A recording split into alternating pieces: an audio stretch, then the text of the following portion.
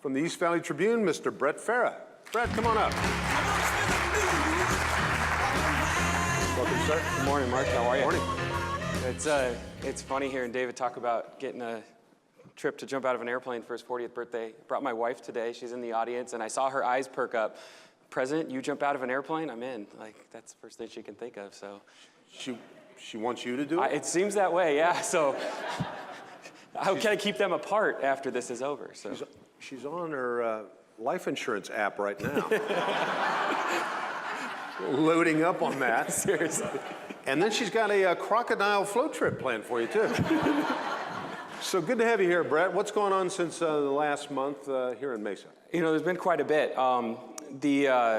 The first thing, and obviously with this audience and, you know, being a chamber-sponsored program, it's great when we get to see new initiatives brought forth by the chamber, by the city, by other organizations around that are promoting small and medium business and promoting startups and things like that. And there's been quite a few over the last month that have really gotten a big push.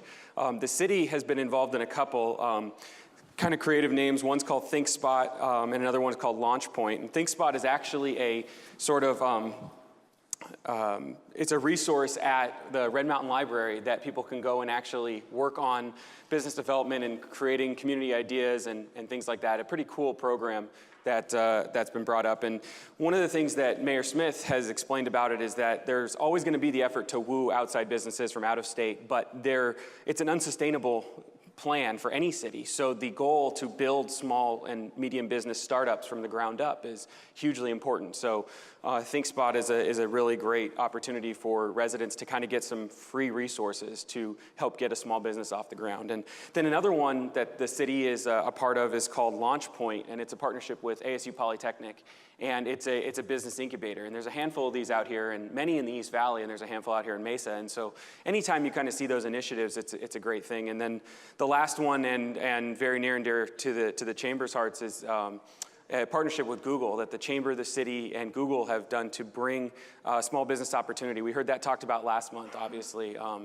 It was talked about quite a bit, but just to remind, it's startupmesa.org, and it's basically to get small businesses up online. And I probably have the number wrong, but I believe it's in the high 60% of small businesses still don't have an online presence, as much as we joke about apps and smartphones and websites. So great to see opportunities. And to me, it's not about necessarily numbers and the so-called, you know, is the economy getting better? I think when you see programs like this and the leadership in communities like Mesa see that, okay, we now can introduce these because we think there's going to be a successful opportunity, I think that's more of a sign of the recovering economy than necessarily any kind of numerical growth that might be a year or two behind as we kind of analyze it. So great thing for Mesa to have these here. Very cool. Well, look at you with your I got to have the notes. It's early. Notes. Yeah, I got dates and websites to remember, and cool. Well, my brain's and then going. There was the talk about the Family History Conference. That's coming up. That's pretty interesting. It's called the Mesa AZ Family History Conference, and that's because it's sponsored by the Mesa Family Search Library, which is an incredible local resource, if you haven't seen it, that is actually basically was built and sponsored by the LDS Church, but it's open to the public, to anybody. It's open 60 hours a week for people to go in, and there's 150 staff members, 130 computers, 15 film or microfiche readers to be able to go in and literally find your background, find who your family is, where they're from, everything. And that's a big deal in the Mormon Church. That commitment to self and where you came from is a huge deal, and they're sharing that with the entire community as part of this. And the conference is on October 26th, and it's actually in Tempe, but it's tied to this Mesa Family Search Library, and it's an incredible full-day thing at the Institute of Religion building at the ASU Tempe campus. And more information is at mesafsl.org, and it's an incredible opportunity for people to really learn where they're from and get background that you never thought was available. And we've actually got a couple of stories in this weekend's Tribune on Sunday that kind of explain the nuts and bolts of the event, but then also one of our staffers kind of went and spent a day trying to find her history and found way more than she ever could have imagined. And So very, very neat thing, and a great opportunity. Cool. It's right here in Mesa. So great resource, and it's open to the public. It is open to the public. The conference, you do have to register ahead of time. So it is October 26th. So definitely jump on board. And I know when this airs, it'll kind of be back and forth with that October 26th date. But definitely go online again, mesafsl.org, so you can find the details on that. And then I know the Fireball Run was a big deal. Well, it's been talked about a lot here, and I'm kind of mad at myself. I grew up on Ghostbusters and Back to the Future, and that was the theme. Was movie cars, and I saw the pictures of everything going on, and I'm mad at myself for not being able to get out there. But it looked like an incredible time, and I could tell that Sally was having a blast, and she was getting interviewed on the radio and on TV and doing all kinds of fun stuff, and really, really cool experience. And I think one of the best parts about it, as much as it was a benchmark for Mesa, is obviously the community tie to help find missing children, and that's something that the Fireball Run producers who've been here a few times have explained. And so to have that come through here, it went from Longmont, Colorado to Riverside, California, and stopped here in Mesa. And an incredible thing for the city to be able to showcase here on out. And being a web series, it'll always be available once it gets kind of up and full-fledged online, and that's at fireballrun.com. So I recommend anybody who can go check out what they can about it, because I wish I got to see it in person, and I know I'm going to spend some time and watch the whole thing, because it's a really, really fun event. Very cool. So what else would you like to share with us? A couple of quick hits. Obviously the government shutdown has affected things that we don't necessarily know it's affected. We hear about the Grand Canyon being closed and things like that. But locally, there's some interesting angles. We got to talk to the people at Boeing and kind of check with them and see, because they have obviously massive government contracts with the military and building Apache helicopters and having such a huge presence here in Mesa. They said it's business as usual for them for now, but depending how long it goes, they'll have to kind of see how things go. And same goes for Orbital Sciences, which is an East Valley-based company that deals with satellites up and works with NASA.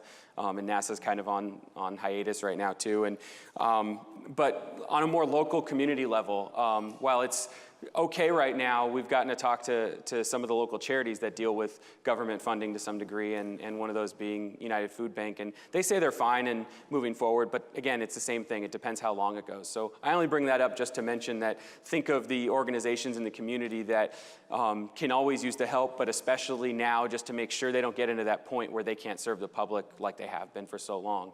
So again, it's not in a dire situation from what we've been told, but it's still something to keep an eye out for as this potentially drags on. And another one too is it's been reported this week that from the Mesa City Council meeting earlier this week that discussions to bring the big resort to the Eastmark area are kind of back on the table.